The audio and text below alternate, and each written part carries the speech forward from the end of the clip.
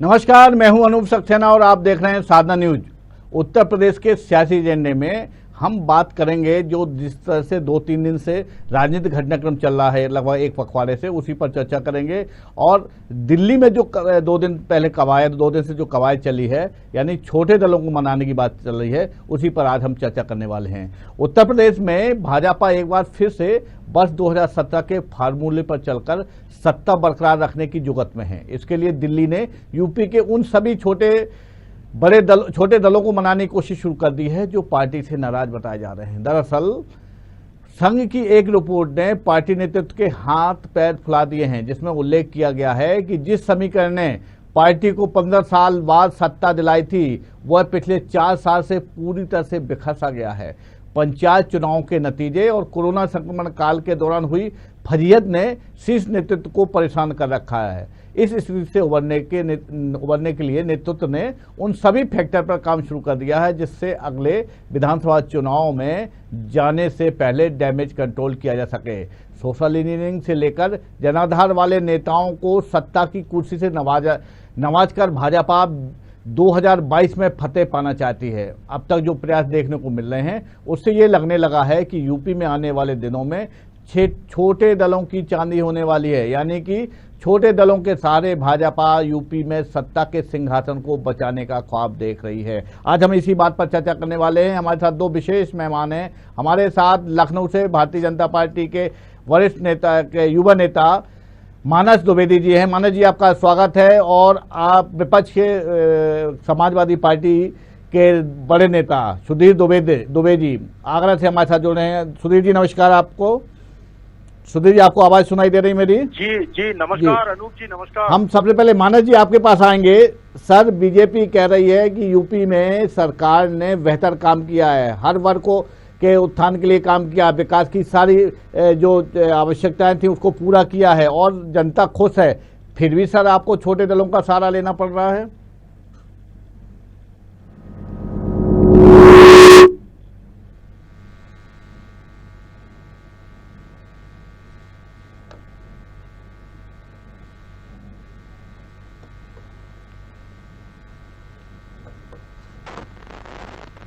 आवाज नहीं आ रही है।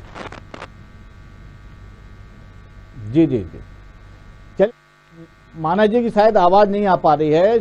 सुधीर जी, हम आपके पास आएंगे। सुधीर जी, भारतीय जनता पार्टी का दावा है कि उत्तर प्रदेश का, उसके कामों से उत्तर प्रदेश का हर वर्ग खुश है और उसे अब सरकार बनाने में कोई नहीं रोक सकता है। फिर सर आप किस आधार पर चुनाव लड़ने जा रहे हैं सर? अनूप सक्सेना जी, जी उत्तर प्रदेश के हालातों पे विचार करने से पहले जी हमें एक बात जाननी बहुत जरूरी है। जी आज उत्तर प्रदेश में उत्तर प्रदेश की भाजपा और दिल्ली की भाजपा, इन दोनों के बीच में दिल्ली के अंदर जी 1.5 घंटे की मीटिंग, 2-2 घंटे की मीटिंग जो चल रही है, जी कुछ बोलना आप? तो ये समझने में कोई भी कठिनाई नहीं है कि किस तरह से भारतीय जनता पार्टी के नेताओं को ये समझ में आ गया है कि उत्तर प्रदेश में भारतीय जनता पार्टी की जमीन अब खिसक गई है। किस तरह से कोरोना महामारी के बीच में अव्यवस्थाओं की वजह से, चिकित्सकीय सुविधाओं की वजह से हजारों लोगों ने अपनी जान गंवाई, परिवार के परिवार उजड़ गए, व्यापार धंधे चौपट हो गए। और इसको तो आपका चैनल भी लगभग 2 माह से ऊपर हो गए। अनूप जी, आवाज दिक्कत कर रही है कुछ को लेकर के आपका चैनल भी लगातार सवाल उठा रहा है, लगातार। सुधीर जी की आवाज नहीं आ रही है। तो ये जो उत्तर प्रदेश में खेल चल रहा है, ये चल रहा है दिल्ली भाजपा और उत्तर प्रदेश भाजपा के बीच में। लेकिन उत्तर प्रदेश की जनता कहाँ है इस बीच में? आज उत्तर प्रदेश की जनता बदहाल है और भारतीय जनता पार्टी केवल चुनावी मोड में दोबारा चली गई है। चलिए मानस जी, मानस जी, सुधीर जी का ये कहना है कि जो इस समय जो कवायद चल रही है दिल्ली वर्सेस उत्तर प्रदेश है, यानी उत्तर प्रदेश की भाजपा और केंद्र सरकार की भाजपा के बीच जो टकराहट है वो बात चल रही है, उससे जनता परेशान है। पहला मेरा सवाल ये था सर, आप कह रहे थे, जो मैंने सवाल किया, तकनीकी कारण से आपसे संपर्क नहीं हो पाया था। मेरा पहला सवाल ये था कि सर, आप कह रहे हैं कि उत्तर प्रदेश में मौजूदा सरकार ने बेहतर काम किया है, हर वर्ग खुश है, इसके बावजूद भी अगले चुनाव के लिए आपको छोटे दलों के पास जाना पड़ रहा है। सर अनूप जी, सबसे पहले मैं आपकी पहली बात का जवाब दे दूं जी। यह बात कोई यूपी नहीं कह रहा है, यह बात कोई व्यक्ति नहीं कह रहा है जी। योगी सरकार की तारीफ उत्तर प्रदेश की 23 करोड़ जनता कर रही है जी।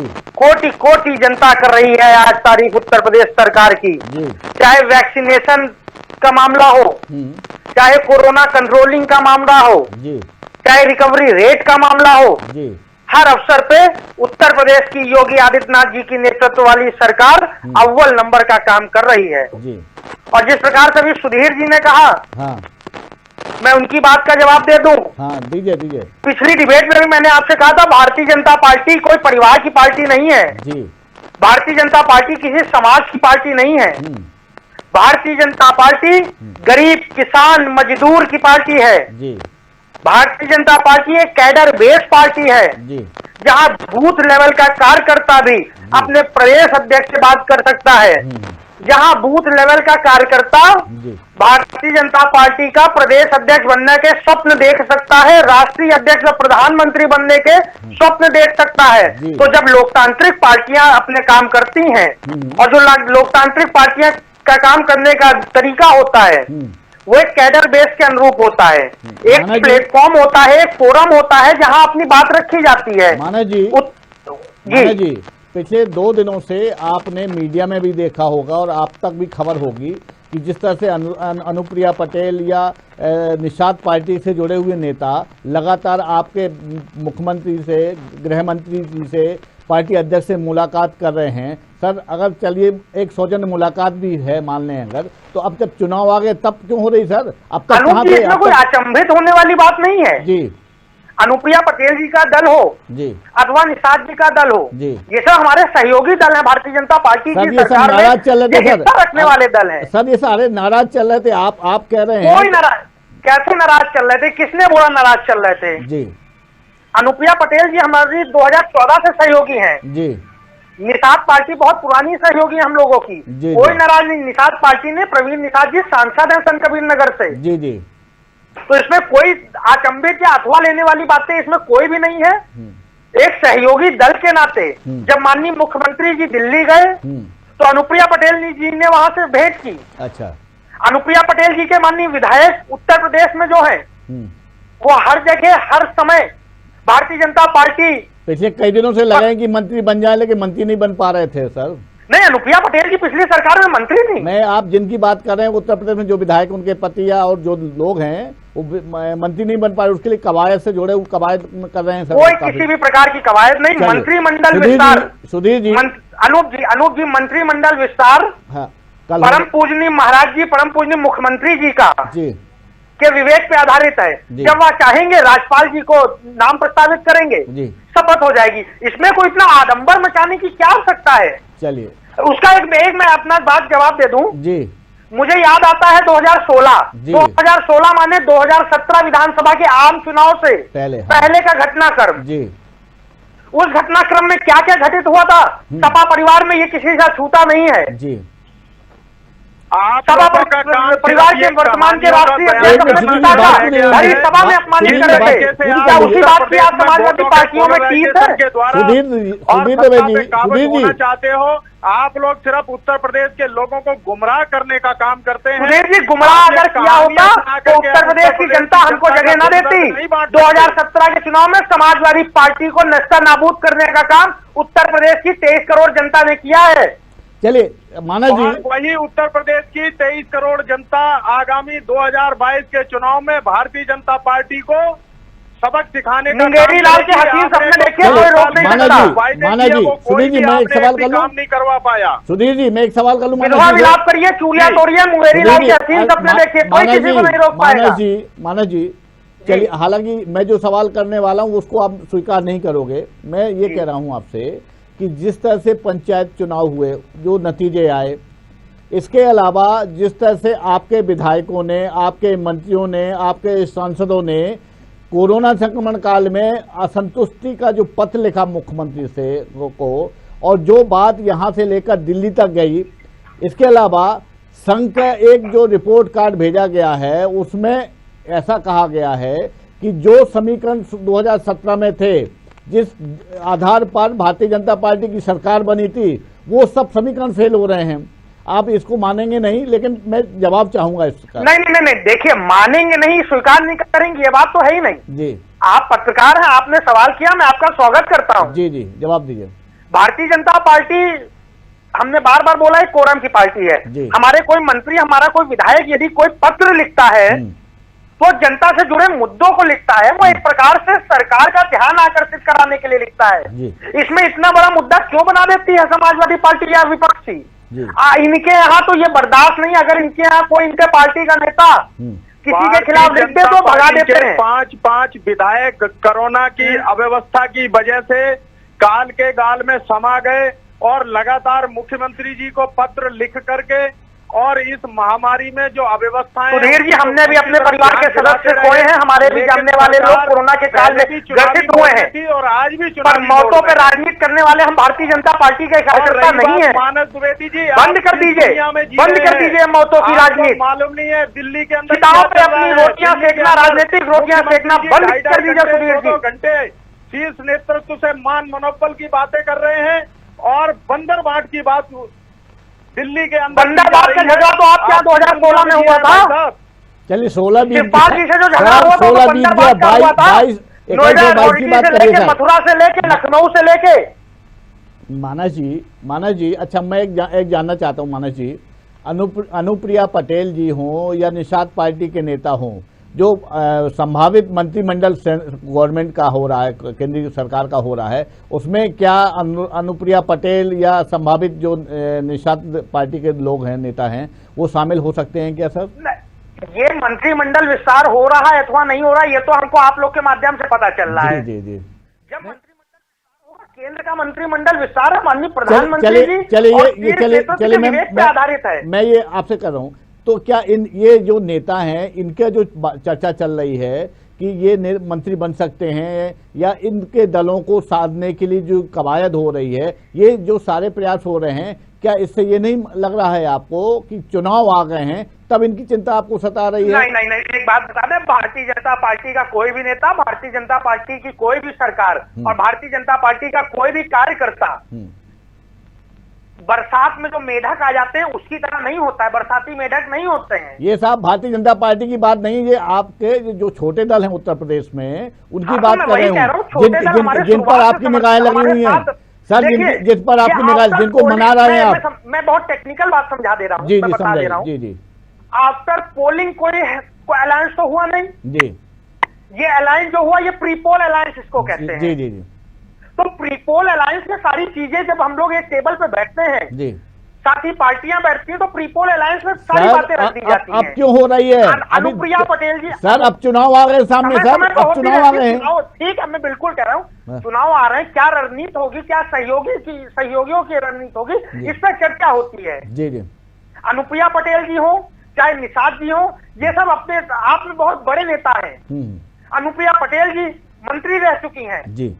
अनुप्रिया पटेल जी के स्वर्गीय पिता सोनेलाल पटेल जी बहुत बड़े नेता थे। पटेल आपके एक और सहयोगी रहे सर, आपके एक और सहयोगी रहे हैं ओम प्रकाश राजभर साहब, वो तो कह रहे हैं सर भारतीय जनता पार्टी नाव डूबने वाली है सर, वो भी तो आपके सहयोगी रहे हैं सर। उनके नाव में जो छेद हो गया है और नदी से जो पानी उनके नाव में चढ़ रहा है, मैं आपके बात उस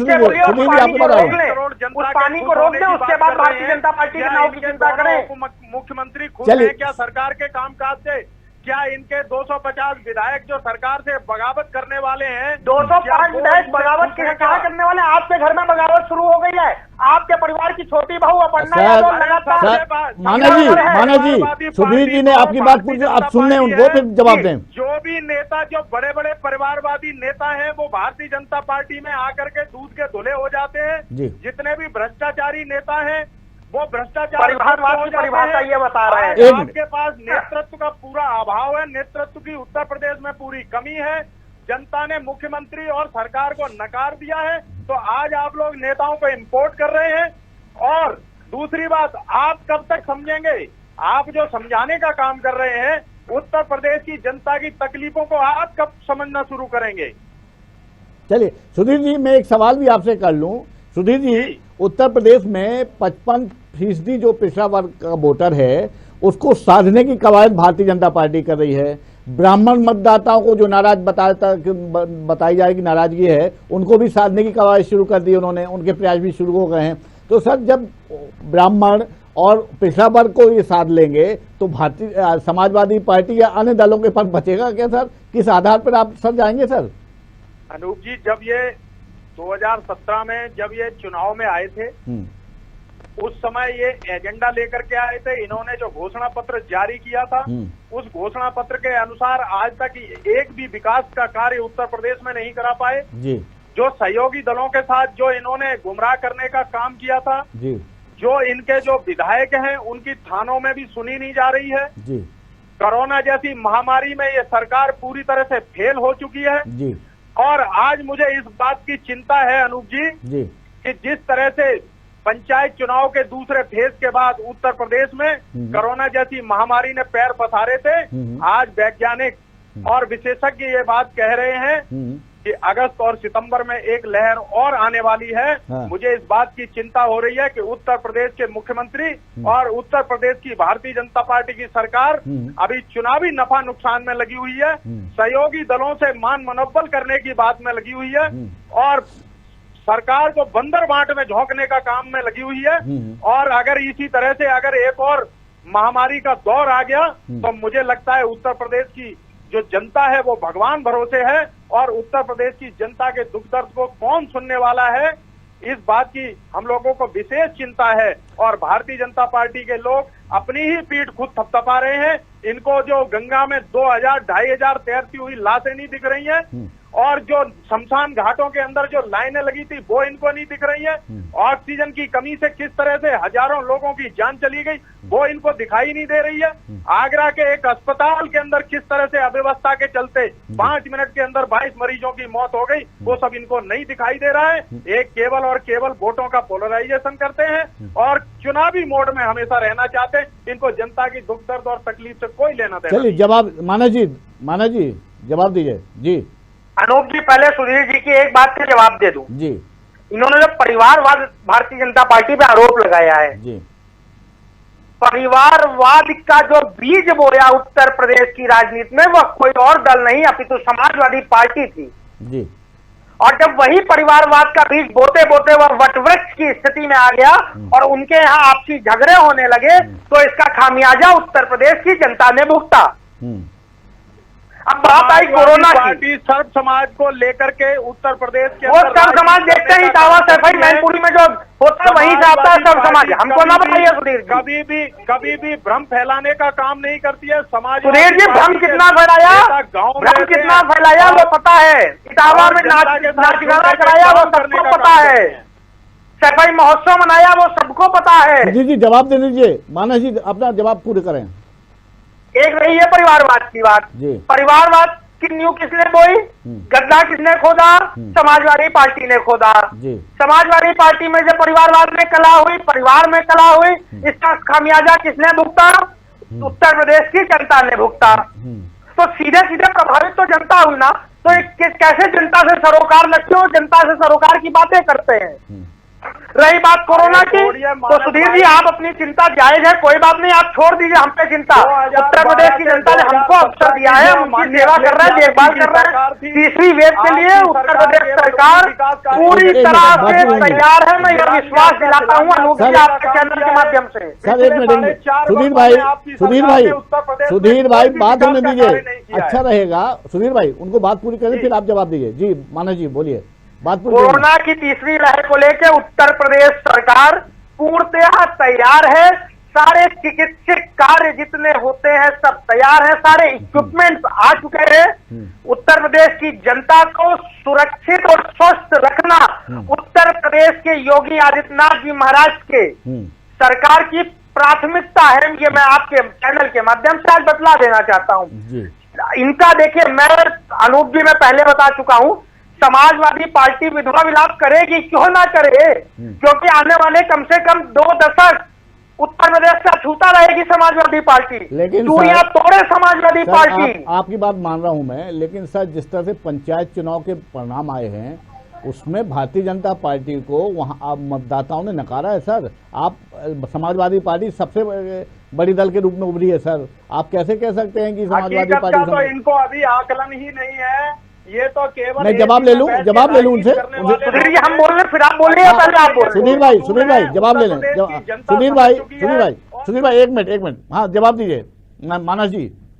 पिछली डिबेट में मैं आपके चैनल पे आया था, तब भी मैंने ये बात रखी थी जी। भारतीय जनता पार्टी उत्तर प्रदेश के सर्वाधिक जिलों में जिला पंचायत अध्यक्ष बनाने का इतिहास रचने जा रही है। योगी जी का काम, मोदी जी का काम उत्तर प्रदेश की जनता विश्वास कर रही है। और जो बात आप कर रहे हैं अनूप जी, जिला पंचायत सदस्य कम हुए, ऐसा हुआ, निश्चित रूप से Bharatiya Janata party full confidence में है। माना जी विपक्षी आरोप लगाते हैं कि चुनाव आते ही खरीद फरोख्त जारी हो जाती है।